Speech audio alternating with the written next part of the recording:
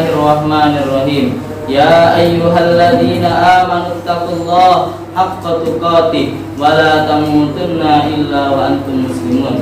Wa qala Rasulullah sallallahu alaihi wasallam fil hadits, ittaqillaha haitsu ma kunta wa atbi'is sayyi'atal hasanata tamhuha wa khaliqin nasa bi khuluqin hasanin. Shallallahul adzim wa sallallahu Rasulullahil karim. Yang pertama, marilah kita sama-sama memuji Allah Subhanahu wa taala, Rabb yang masih memberikan kepada kita begitu banyak kenikmatan iman, keislaman, kesehatan, kesempatan, sehingga di siang hari ini, di hari yang mulia ini, Sayyidul Ayyam, hari Jumat, Allah Subhanahu wa taala masih memberikan kesempatan kepada kita untuk melangkahkan kaki kita menuju masjid dalam rangka melaksanakan kewajiban kita sebagai seorang muslim, yaitu menjalankan sholat Jumat secara berjamaah. Maka kenikmatan-kenikmatan yang Allah berikan kepada kita wajib kita syukuri dengan menjalankan seluruh perintahnya, dengan meninggalkan segala larangannya. Maka hadirnya kita di masjid ini, hadirnya kita untuk melaksanakan sholat Jumat adalah dorongan iman yang kita miliki. Allah masih melangkahkan kaki kita untuk menuju masjid. Karena iman kita bisa ke masjid. Maka wajib kita syukuri.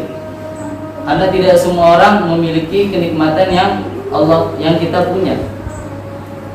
Nah, kemudian salawat dan salam tak lupa kita curahkan kepada Nabi besar kita, Nabi Muhammad SAW, Nabi dan juga sekaligus seorang Rasul yang telah mengajarkan kepada umatnya bagaimana tata cara ibadah yang benar, bagaimana cara berkepemimpinan yang benar. Semuanya telah Rasulullah SAW ajarkan. Tak lupa salam sejahtera kepada para keluarganya, para sahabatnya, tabi'in, tabi'ut tabi'in, dan kepada siapa saja dari umatnya yang senantiasa berusaha menapaki jejak langkahnya hingga yaumul qiyamah. Amma ba'd. Ma'asyiral muslimin rahimani wa rahimakumullah. Di hari yang mulia ini, marilah kita sama-sama meningkatkan kualitas keimanan dan ketakwaan kita kepada Allah Subhanahu wa taala.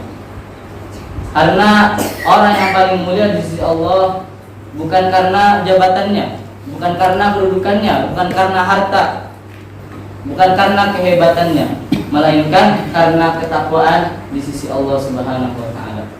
Wa ma'akramal mar'u illa tuqwa. Maka tidaklah seseorang lebih mulia di sisi Allah melainkan karena ketakwaannya. Maka marilah sama-sama kita tingkatkan kualitas ketakwaan kita dan keimanan kita kepada Allah Subhanahu wa taala. Ma'asyiral muslimin, salat Jumat yang dirahmati Allah Subhanahu wa taala, bahwa kehidupan yang sementara ini, kehidupan yang sejenak, kehidupan yang kita jalani hanya puluhan tahun. Bahkan kita ibarat sebagai seorang musafir yang hanya melewati suatu negeri. Maka kehidupan yang sementara ini jangan sampai di dalamnya penuh dengan kesia-siaan. Maka bagaimana kita mendatangkan kasih sayang Allah dan keridhaan Allah terhadap kehidupan yang kita jalani dengan menjalankan seluruh perintahnya dan meninggalkan seluruh larangannya, dan mengerjakan setiap amalan-amalan yang mengundang cinta dan kasih sayang Allah. Dan sebaliknya, jangan sampai kehidupan yang sementara ini penuh dengan kemurkaan Allah, penuh dengan ketidaksenangan Allah terhadap kita. Maka Rasulullah SAW bersabda, Innallaha yardalakum thalatha. Sesungguhnya Allah yardo akan meridhoi kalian. Thalatha, jika kalian melakukan 3 hal. Allah akan ridho terhadap kita ketika kita melakukan 3 hal. Yang pertama, an ta'buduhu wa la tusyriku bihi syai'an. Kata Allah, hendaklah engkau beribadah kepadanya tanpa mensyirikannya. Ini adalah sebuah larangan dan sebuah perintah dan sebuah larangan. Rasulullah memerintahkan kita untuk menyembah Allah Subhanahu wa taala, untuk senantiasa tunduk patuh menyerahkan diri kita kepada Allah. Karena memang sepantasnya tujuan Allah Subhanahu wa taala menciptakan kita hanya untuk beribadah. Maka bagaimana kita memantaskan diri kita sebagai hamba Allah, yaitu untuk beribadah dengan menyukseskan tujuan Allah sebagai Rabb kita, yaitu beribadah kepadanya. Dan belum tentu juga setiap amalan yang kita lakukan, sholat kita, zikir kita, tilawatul Quran kita bernilai ibadah di sisi Allah Subhanahu wa taala. Karena pada hakikatnya ibadah adalah setiap perbuatan, setiap perkataan, setiap sikap kita dicintai, diridhai Allah Subhanahu wa taala. Ismun jami'un lima yuhibbullah wa yarda minal aqwali wa af'ali adh-dhahirah abil batinah. Baik nampak maupun tersembunyi, amalan yang mendatangkan keridhaan dan kecintaan Allah terhadap kita. Itulah makna ibadah. Maka ketika kita melakukan suatu amalan, yang perlu kita perhatikan adalah dua syarat ini. Yang pertama, niat kita kepada Allah. Niat tulus beribadah semata-mata memurnikan ketaatan kepadanya, tanpa mendatangkan di dalam amalan tersebut keduniawian, sifat duniawi. Kita mau makan, kita niat ibadah. Kita mau minum, kita niat ibadah. Kita mau sholat, kita niat ibadah, tanpa mendatangkan keinginan-keinginan duniawi yang menyebabkan amalan yang kita lakukan tertolak. Dan kemudian ittiba'ur rasul, mengikuti Rasulullah sallallahu alaihi wasallam. Setiap apa yang beliau contohkan, setiap apa yang beliau katakan kita ikuti, dari hal yang terkecil hingga hal yang terbesar. Maka tidak ada alasan bagi orang-orang yang tidak mengetahui apa yang telah Rasulullah SAW ajarkan, karena semuanya telah Rasulullah SAW contohkan kepada umatnya. Kata Allah, al-yawma akmaltu lakum dinukum. Kata Allah, pada hari ini telah aku sempurnakan din kalian. Maka semua problematika kehidupan ini, dari hal yang terkecil hingga hal yang terbesar, Allah Subhanahu wa taala telah mempunyai solusinya, yaitu di Al-Qur'an dan As-Sunnah. Ma'asyiral muslimin jamaah salat Jumat yang dirahmati Allah Subhanahu wa taala. Maka setiap kita melakukan amalan harus kita perhatikan apakah dua syarat ini sudah ada di dalam diri kita. Dan di kata selanjutnya adalah wala tusyriku bihi syai'an, dan janganlah kalian sekali-kali mensyirikkan Allah dengan sesuatu apapun. Kenapa?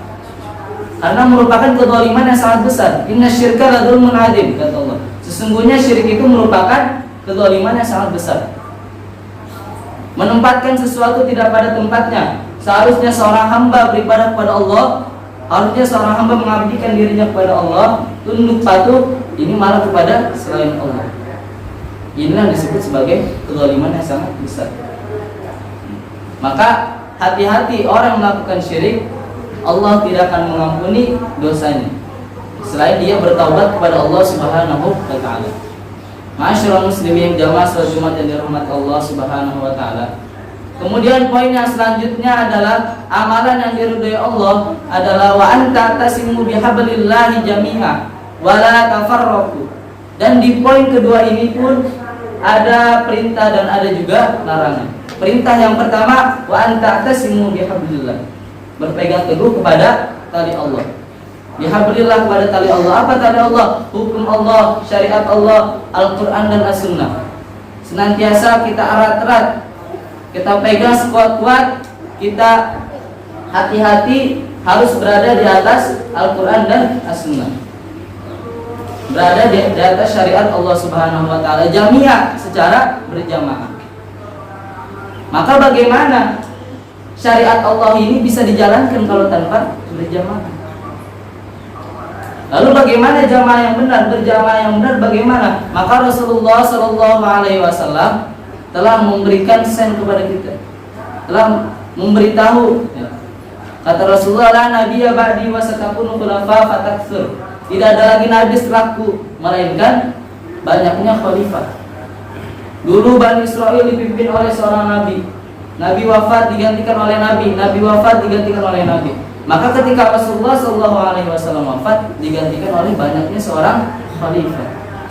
Dimulai dari Khulafaur Rasyidin sampai seterusnya. Sampai di hadis, ada hadis yang membunyikan tsumma takunu khilafatan ala minhajin nubuwah, dan akan muncul khilafah ala minhajin nubuwah.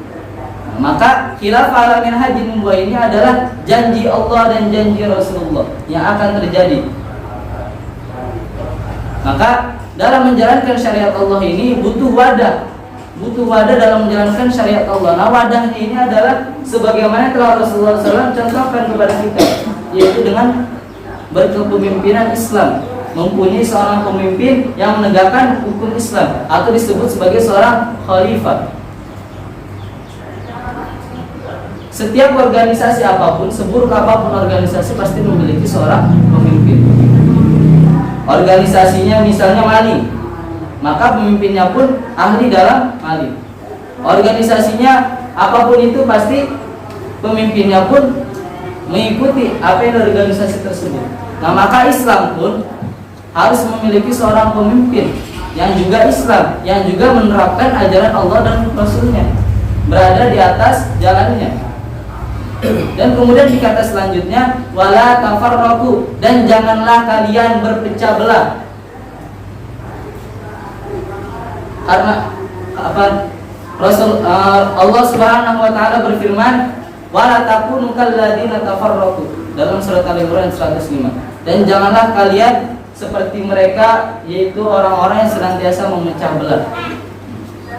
Maka benar jika khilafah ini adalah kapal yang berlayar kembali.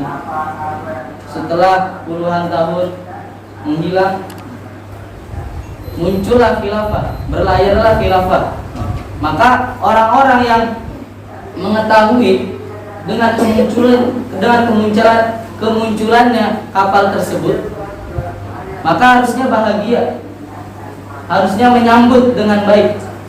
Karena ini merupakan janji Rasulullah dan Allah yang harus kita jalani.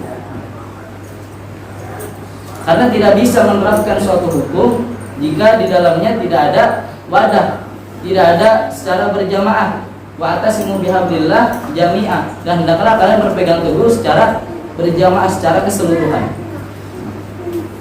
Kemudian di selanjutnya adalah hadis selanjutnya. Poin yang ketiga adalah wa antunasihu man wallahullah.